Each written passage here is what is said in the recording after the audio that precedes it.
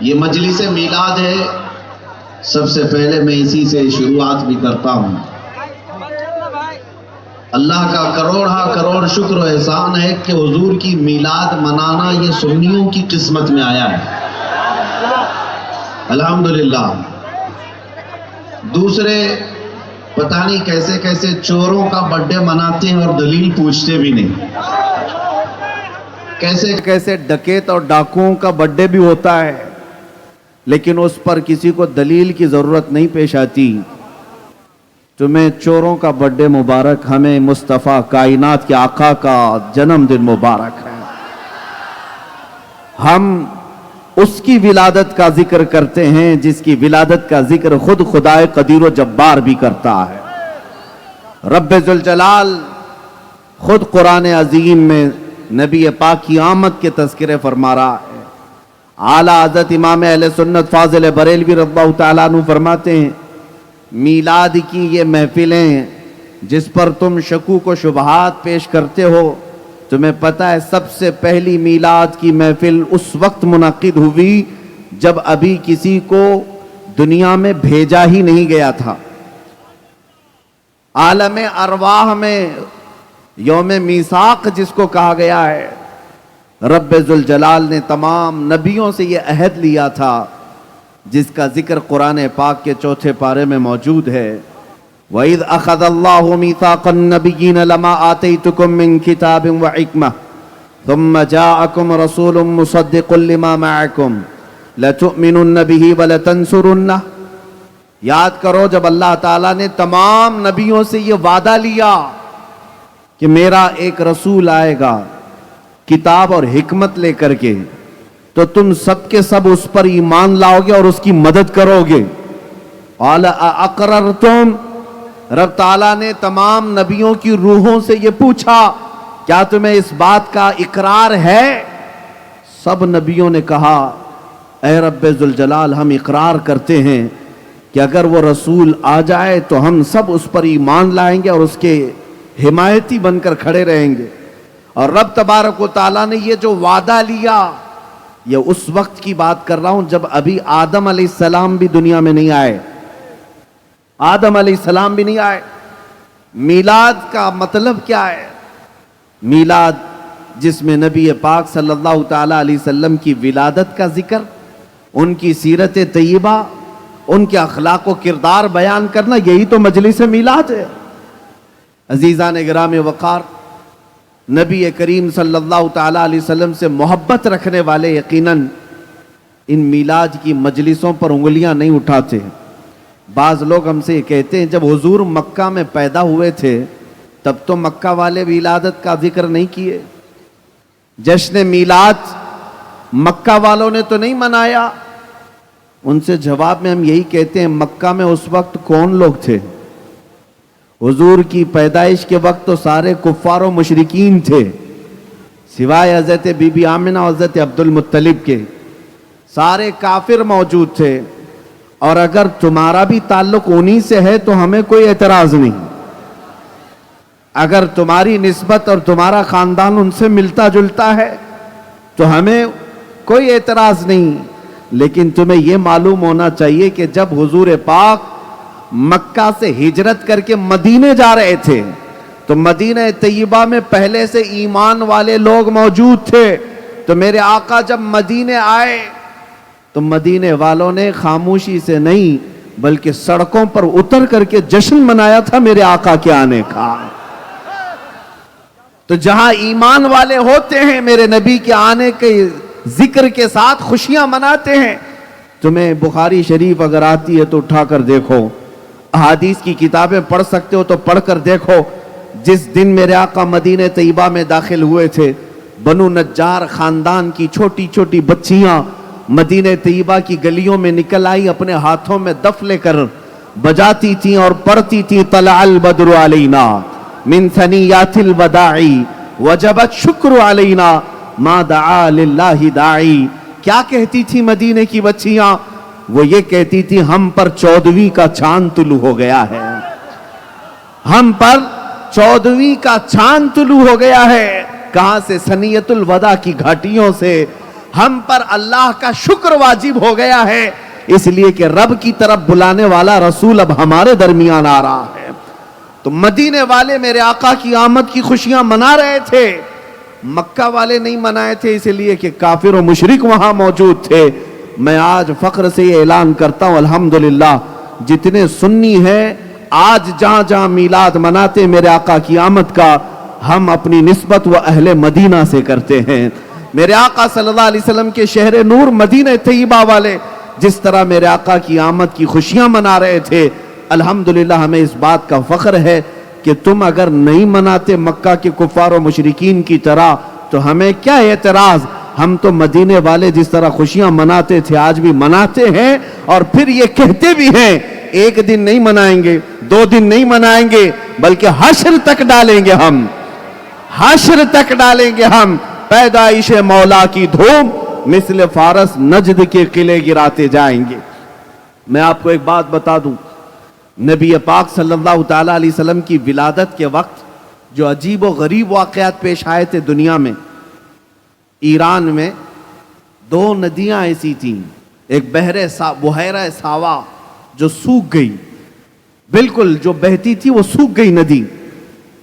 جس سال حضور پاک صلی اللہ علیہ وسلم کا، جس مہینے حضور کا وجود دنیا میں آیا، تشریف لایا، حضور پاک صلی اللہ تعالیٰ علیہ وسلم کی ولادت پاک جس دن ہوئی، اس دن عجیب و غریب واقعات پیش آئے۔ اور سماوا ایک ندی ہے جو برسوں سے سوکھی پڑی تھی، چل پڑی، بھر گئی، اور ایک آتش کدا تھا، آگ جلائی جاتی تھی، 1000 سال سے اس کو بجھنے نہیں دیا گیا تھا، اس کی عبادت بھی ہوتی تھی۔ حضور پاک کی ولادت کے دن اچانک وہ آگ بجھ گئی، اچانک آگ بجھ گئی۔ کسرا بادشاہ کا جو محل تھا، فارس کہتے ہیں جس ملک کا بادشاہ، کسرا کہلاتا ہے فارس، فارس کا جو قلعہ تھا اس کا چیلنج تھا کہ میں نے اتنا مضبوط بنایا ہے کہ 1,00,000 لوگ مل کر کے بھی اس محل کو توڑ نہیں پائیں گے، بڑی مضبوطی کا انہیں نشہ تھا۔ اور حضور کی ولادت کے دن 12 ربیع الاول شریف کو اچانک اس محل میں شگاف پڑ گیا، دیوار شک ہو گئی، زلزلہ آ گیا، اور اس کے چھت پر جو کنگورے لٹکے تھے گر گئے۔ یہ سب جو عجیب و غریب واقعات پیش آئے، میں اعلیٰ حضرت کا ایک شعر آپ کو سمجھانے کے لیے پیش کر رہا ہوں۔ فارس میں قلعے کے اندر زلزلہ آیا، کس دن آیا؟ 12 ربیع الاول شریف کو۔ اب کسرا بادشاہ نے کاہنوں کو، جوتشوں کو بلایا کہ یہ اچانک یہ سب کیا ہو رہا ہے؟ میرے محل کے دیوار کے اندر، وہ آج بھی موجود ہے عراق میں، مدائن شہر میں بتایا جاتا ہے، ہم نے دیکھا ہے کہ دیوار میں اتنی لمبی شگاف ہے، اتنا لمبی دراڑ ہے کہ ایک آدمی اس میں سے پاس ہو سکتا ہے، دیوار اس قدر پھٹ گئی۔ بادشاہ نے کاہنوں کو بلا کر کے پوچھا کہ یہ کیسے ہو گیا اچانک؟ تو کاہنوں نے اپنے علم کے مطابق، علم نجوم جاننے والے کہتے ہیں بادشاہ سلامت، آج ہم نے اپنے علم سے جو دیکھا، پتہ یہ چلا کہ عرب میں ایک بچہ پیدا ہوا ہے جو ساری ان سلطنتوں کا خاتمہ کا سبب بنے گا۔ اور پھر انہوں نے بزبان یہ کہا ہوگا، آئی نئی حکومت سکہ نیا چلے گا، آئی نئی حکومت سکہ نیا چلے گا، عالم میں رنگ بدلا صبح شب ولادت۔ یہ حضور پاک صلی اللہ علیہ وسلم کی ولادت کے لیے کہا گیا ہے یہ شعر۔ کوئی یہ نہ کہہ دے کہ آج کی حکومت کے لیے مولانا یہاں بول کر کے گئے، نئی حکومت آ گئی ہے۔ ہماری نئی حکومت تو 12 ربیع الاول سے چل رہی ہے اور صبح قیامت تک رہے گی۔ تو بادشاہ سے کاہنوں نے یہ کہا کہ ایک بچہ عرب میں پیدا ہوا جو تمہاری سلطنت کے زوال کا سبب بنے گا۔ اب سنیے، آخرکار کسرا کی سلطنت تو گئی، قیصر کی سلطنت بھی گئی، لیکن اب اعلیٰ حضرت فرماتے ہیں ولادت مکہ میں ہوئی میرے آقا کی، زلزلہ فارس کے قلعے میں آیا تھا، جن کو بہت زیادہ نشہ تھا، غرور تھا کہ ہمیں کوئی ہلا نہیں سکتا، ان کے قلعوں میں دراڑ پڑ گئی، ہل گئے۔ تو اب اعلیٰ حضرت فرماتے ہیں हुजूर की विलादत का जिक्र ऐसा है कि बड़े बड़े किले हिला देता है। और आज अगर हमारे हुजूर के जश्न मनाने पर किसी को तकलीफ होती है तो सबसे ज्यादा नजद के लोगों को होती है, नजदी अकीदा रखने वाले। नजद के सारे मैं नहीं कहता, लेकिन वहाबी अकीदा रखने वाले जिनको सबसे ज्यादा तकलीफ हुजूर की विलादत के जिक्र से होती है, वो अपना नेशनल डे मनाएंगे, पूरे धूमधाम से मनाएंगे, वो सब जायज है, लेकिन हुजूर की विलादत के जिक्र पर सीने पर सांप लौटता है। इसी को तो आला हजरत ने कहा, अब सुनो कान खोलकर, हम हुजूर पाक की विलादत की ये जो जश्न है, एक रात दो रात नहीं, हश्र तक मनाते रहेंगे, हर रात मनाते रहेंगे। और इससे होगा क्या? हश्र तक डालेंगे हम पैदाइश मौला की धूम, मिसले फारस।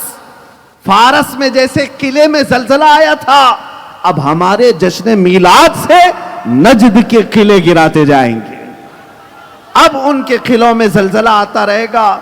इसीलिए मेरे अजीजों, आप भी इस बात को तय कर लो और अपने बच्चों को भी ये सबक सिखा करके जाओ, दम में जब तक दम है जिक्र उनका सुनाते जाएंगे। खाक हो जाएं अदू जलकर मगर हम तो रजा, दम में जब तक दम है जिक्र उनका सुनाते जाएंगे। नबी पाक सल्लल्लाहु ताला अलैहि वसल्लम की आमद का तज़किरा, मुझे दिल पर हाथ रख करके बताओ ए नौजवानों, क्या हुजूर पाक की सीरत बयान करना और उनकी आमद के तज़किरे करना बिदात है? आपको ऐसा लगता है कि ये गलत काम होते हैं, शिरक और कुफ्र होता है? नहीं मेरे अजीजों, ये आइन इबादत, नबी पाक सल्लल्लाहु ताला अलैहि वसल्लम की सीरत का जिक्र करना, हुजूर की तारीफ करना इबादत है।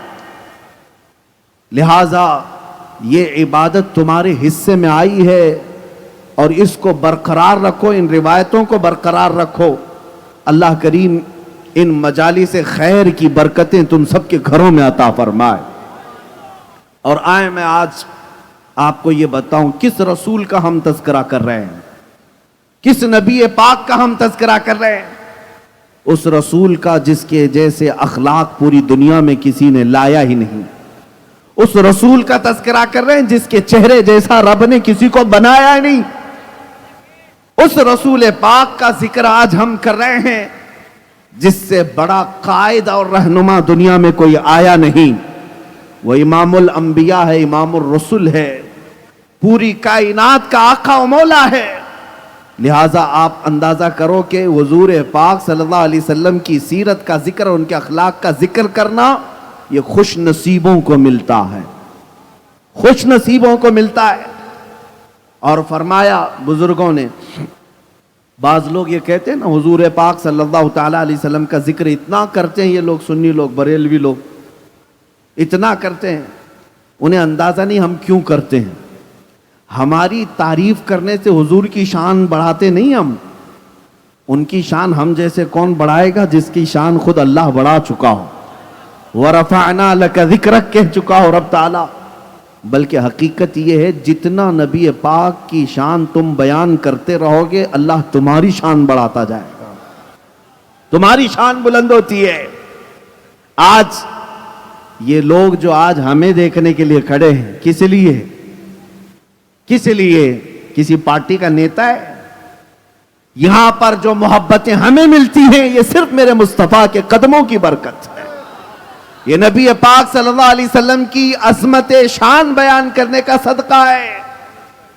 जितना नबी पाक सल्लल्लाहु ताला अलैहि वसल्लम की मोहब्बत और उनकी शान बयान करते रहोगे, हर दिल पर राज करते रहोगे, हर दिल पर राज करते रहोगे। इसलिए मेरे अजीजों, अगर अपना मर्तबा भी बुलंद चाहते हो तो हुजूर का तज़किरा करो। आला हज़रत फरमाते हैं, या रसूल अल्लाह सल्लल्लाहु अलैहि वसल्लम, खल्क के हाकिम हो तुम, रिज़्क के कासिम हो तुम, जो मिला तुमसे मिला, तुम पे करोड़ों दुरूद। नबी पाक सल्लल्लाहु ताला अलैहि वसल्लम से ये खैरात बटी हुई है। मैं अर्ज करता हूं, ए नौजवानों, आज इस बात की ज़रूरत है कि दुनिया को ये बताओ। मुझे अच्छी तरह से मालूम है हमारी तकरीरें सिर्फ आप हजरात नहीं सुन रहे हैं, बहुत सारे वो लोग भी सुनने के लिए खड़े रहते हैं। جن کو بہت کچھ ہماری تقریر سے مرچ مسالہ نکالنا بھی رہتا ہے. بہت سارے لوگ صرف اس لیے بھی سنتے ہیں کہ کیا بھڑکاتے ہیں, کیا پرووکنگ ہوتی ہے. حقیقت میں حضور پاک کی محبت اور عزت کا ذکر کرنا اگر کسی کو بھڑکانا لگتا ہے تو ہم روز بھڑکائیں گے. یہ میں اپنے نبی پاک صلی اللہ علیہ وسلم کی عظمت شان کی بات کر رہا ہوں. آج ضرورت ہے نبی پاک صلی اللہ تعالی علیہ وسلم کے اخلاق و کردار کو اس قدر عام کر کے بیان کرو. سوشل میڈیا کا دور ہے. تم یہاں پر ابھی ایک بات کیے ہوتے ہو کہ یہ پوری دنیا میں نشر ہو جاتی. ابھی ادھر کہیں آگ لگی, پوری دنیا میں وہ خبر پھیل گئی. تو جب اس قدر تیزی سے پھیلنے کا دور آ چکا ہے تو کیوں نہ ہم اس کا استعمال کر کے میرے مصطفیٰ کے اخلاق کو پھیلائیں, حضور پاک صلی اللہ تعالی علیہ وسلم کی کردار کو پھیلائیں. آج نبی محترم صلی اللہ تعالی علیہ وسلم کے ان عظیم اخلاق کا میں ذکر کروں. مکہ والے کیا کہتے تھے؟ مکہ والے جو حضور پاک کے جانی دشمن تھے, حضور پاک صلی اللہ علیہ وسلم کے قتل کا منصوبہ بناتے تھے, ان سے بھی اگر کوئی پکڑ کر کے پوچھتا محمد صلی اللہ تعالی